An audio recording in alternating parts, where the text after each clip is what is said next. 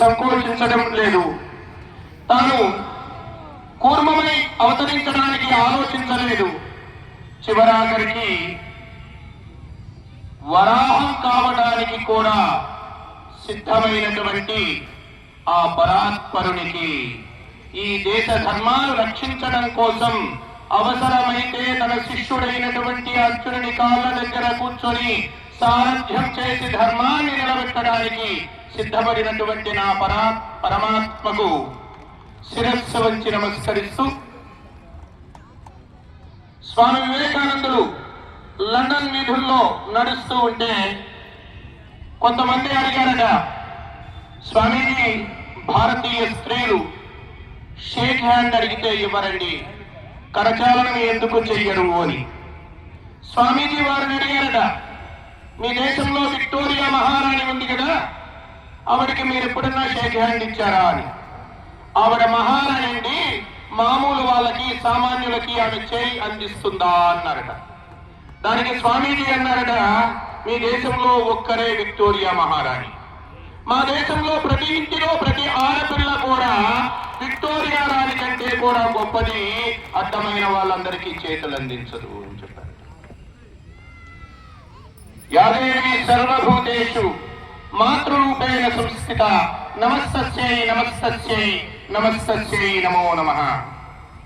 జగన్మాతే వివిధ రూపాలలో అమ్మలాగా, చెల్లిలాగా, కూతురులాగా, ధర్మభక్తిలాగా, అత్తలాగా వివిధ రూపాలలో విస్తరించి ఉండేటువంటిది ఆ జగన్మాతే అని భావించేటువంటి దేశానికి, ఆ వారసత్వానికి మనమంతా కూడా ప్రతినిధులు. ఆ వారసత్వానికి ప్రతీకగా, అమ్మలందరికీ ప్రతినిధిగా వేదిక మీద ఉన్నటువంటి ఆర్యపాటి మహేశ్వరమ్మ గారికి, గోవిర్విప్రైశ్చ వేదైశ్చ సతీభిః సత్యవాదిభిః అలుబ్ధైర్దానశీలైశ్చ సప్తమిర్ధార్యతే మహీ అన్నారు.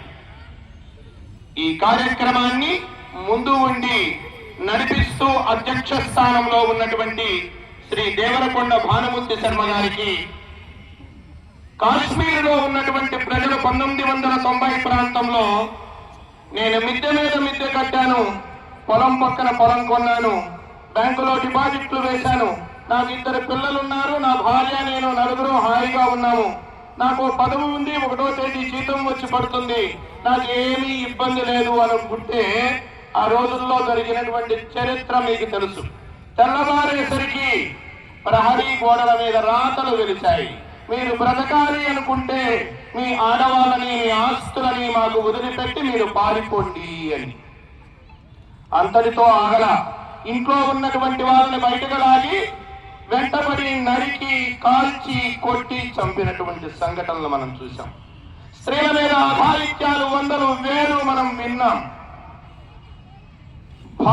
భర్త ముందు భార్యని, అన్న ముందు చెల్లెలని, తల్లిదండ్రుల ముందు పిల్లలని నానా యాతనలు పెట్టినటువంటి సంఘటనలు ఎన్నో 100 సంవత్సరాల క్రితం జరగల, ఏవో దేశాల్లో జరగల.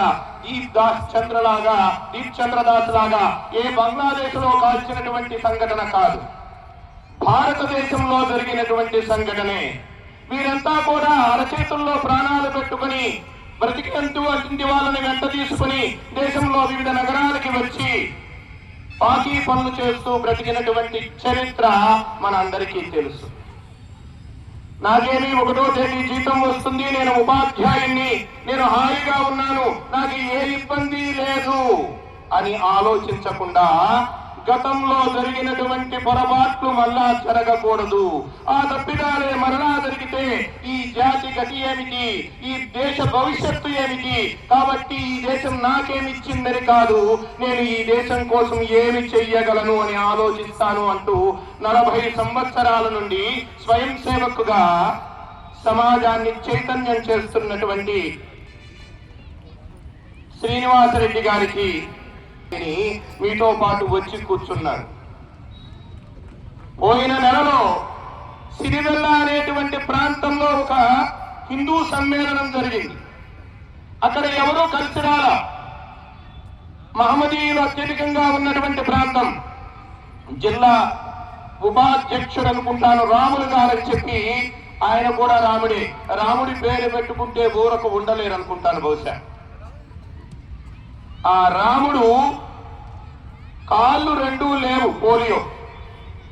ఒక ఎడమ చెయ్యి పనిచేయదు, కేవలం అరిచెయ్యి మాత్రమే పనిచేస్తుంది, వేళ్ళు మాత్రమే పనిచేస్తాయి. ఈ చేతిలో సెల్ ఫోన్ పెడితే ఈ బొటన వేలుతో ఆపరేట్ చేయగలడు. ఈ చేతితో ఈ చెయ్యిని చెవి దగ్గర పెడితే అలా పెట్టుకొని ఫోన్ మాట్లాడగలడు. అందరూ నీకెందుకయ్యా హిందూ సమ్మేళనాలు అంటే, ఈ వ్యక్తి రావాలి అంటే, కారులో నుండి దిగాలి అంటే ఓ మనిషి వచ్చి రెండు చేతులతో ఎత్తి చక్రాల కుర్చీలో కూర్చోబెట్టాలి, వెనక ఉండి తోసుకుంటూ ముందుకు వెళ్తూ ఉంటే వీధిలో అమ్మలకి అక్కలకి నమస్కారం చేస్తూ, అమ్మా నాకు అంగవైకల్యం వచ్చింది, ఈ దేశానికి అంగవైకల్యం రాకూడదు అని చెప్పి నేను హిందూ సమ్మేళనాలు చేస్తున్నానమ్మా, నాకు కాలు లేకపోయినా పర్వాలేదు, నేను కదలలేకపోయినా పర్వాలేదు, మీ మనవళ్ళు మనవరాళ్ళు ఈ నేల మీద హాయిగా బ్రతకాలి అని నేను ఈ కార్యక్రమాన్ని చేస్తున్నాను అని ఇంటింటికి వీధికి తిరిగి 2000 మందిని కూర్చోబెట్టాడు. అటువంటి కార్యకర్తలు ఆ స్థితిలో లేకపోయినా ఆ రకమైనటువంటి మానసికమైనటువంటి స్థితితో నా దేశానికి నా ధర్మానికి ఏదో చెయ్యాలి అని ఈ మహత్కార్యాన్ని ముందుకు తీసుకుని వెళ్తూ ఉన్నటువంటి కమిటీ వారికి, అన్నింటికీ మించి పదవులు ఇస్తామని ప్రలోభ పెట్టిన, ధనం చూపించి ఆశ పెట్టిన లొంగలేదు అని, ఒరే మీరు మతం మారకపోతే మరుగుదొడ్లు కరగాలిరా అని పరాయి పాలకులు హెచ్చరిస్తే మరుగుదొడ్లు కడగడానికి మేము సిద్ధంగా ఉన్నామని పొరక తీసుకుని మలం ఎత్తిపోస్తూ ఉంటే, ఒరే మీరు మలం ఎత్తేవారురా, మీరు పంచములురా, మీరు అంటరాని వారురా అంటూ ఈ దేశంలోనూ ఈ ధర్మంలోనూ లేనటువంటి అంటరానితనాన్ని అంటగట్టి అవమానపరిచి ఊరికి దూరంగా నిలబెట్టి నానా రకాలుగా ఇబ్బందులు పెట్టిన మతం మారని సమాజం ఒకవైపున, మరొక వైపున గొంతు మీద కట్టి పెట్టి మతం మారకపోతే నీ పొలం పోతుంది, నీ పదవి పోతుంది, నీ ప్రాణమే పోతుంది, నీ కుటుంబం చిన్నాభిన్నమైపోతుంది అని రకరకాలుగా భయపెట్టిన చావనైనా చస్తాను కానీ అమ్మలాంటి ధర్మాన్ని వదిలిపెట్టను, నా దేశానికి ద్రోహం చెయ్యను అని చెప్పి నిలిచి నిలబడటమే కాదు, 1000 ఏళ్ల పరాయి పాలన తర్వాత కూడా ఈ ధర్మాన్ని నిలబెట్టినటువంటి తాత ముత్తాతలకి నిజమైనటువంటి వారసుడుగా, మా తాత ముత్తాతల త్యాగానికి మేము ప్రతినిధులము అని చెప్పి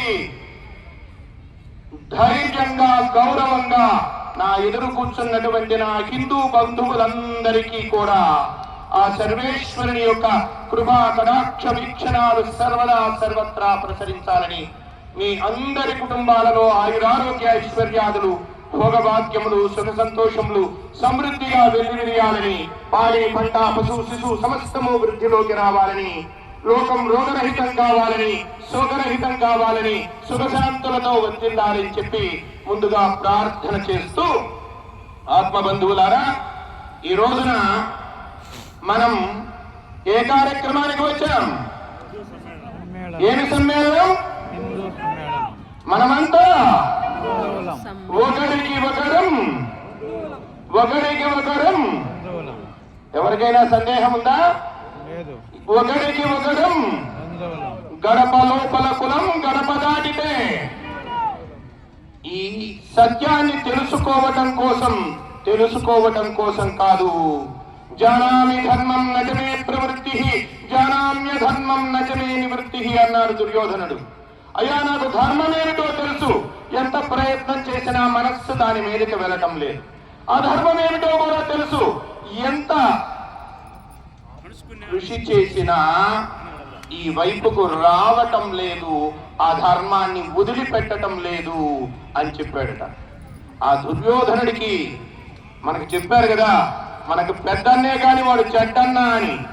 రావణాసురుడి గురించి వీడు కూడా మనకి అన్నే, వీడు కూడా ఒక అన్నే, వీడు కూడా చెడ్డన్నే. వాడిని మనం ఆదర్శంగా తీసుకున్నట్లున్నాం. మనం మర్చిపోతూ ఉన్నాం.